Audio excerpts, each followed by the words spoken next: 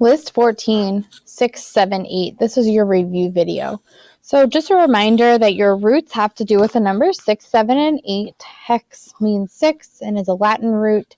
Sept means 7 and it's also a Latin root. And oct means 8 and is a Greek root.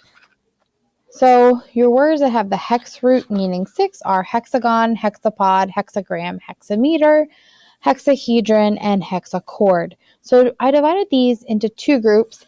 The first is the group on the left, and all of those, if you put your hex root, hexa, so remember hexa, there's an A there, and then hexagon, you should be able to sound out gon. Hexapod, you should be able to sound out pod. Hexagram and hexameter. So you're going to need to know how to say meter, but I think those are words that you should be able to spell. So hexahedron and hexachord are a little bit different. The second part of those words you might just need to practice and know. Chord has the CH, hexahedron, Hedron.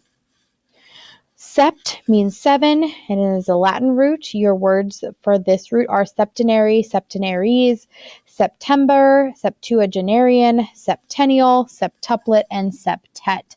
So I've broken these into a lot of different groups. So septenary and septenaries.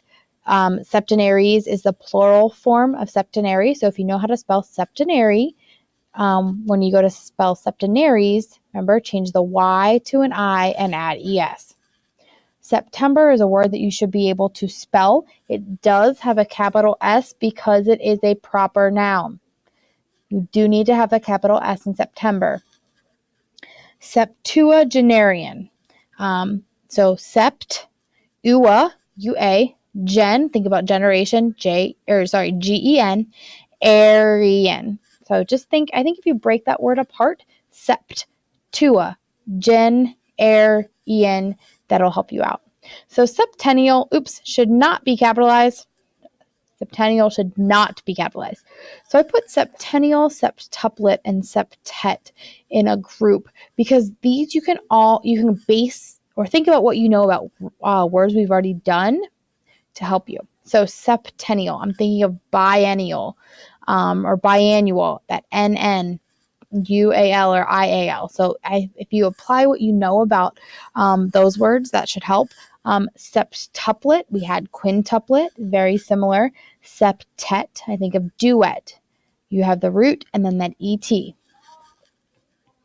Oct means 8, and your words are octave, octavo, octet, octenary, octopus, octagon, and October. So octave and octavo, even though they don't sound necessarily a whole lot alike, they are very similar. So they have the oct and then AV. So octave has the E at the end. Octavo has an O at the end.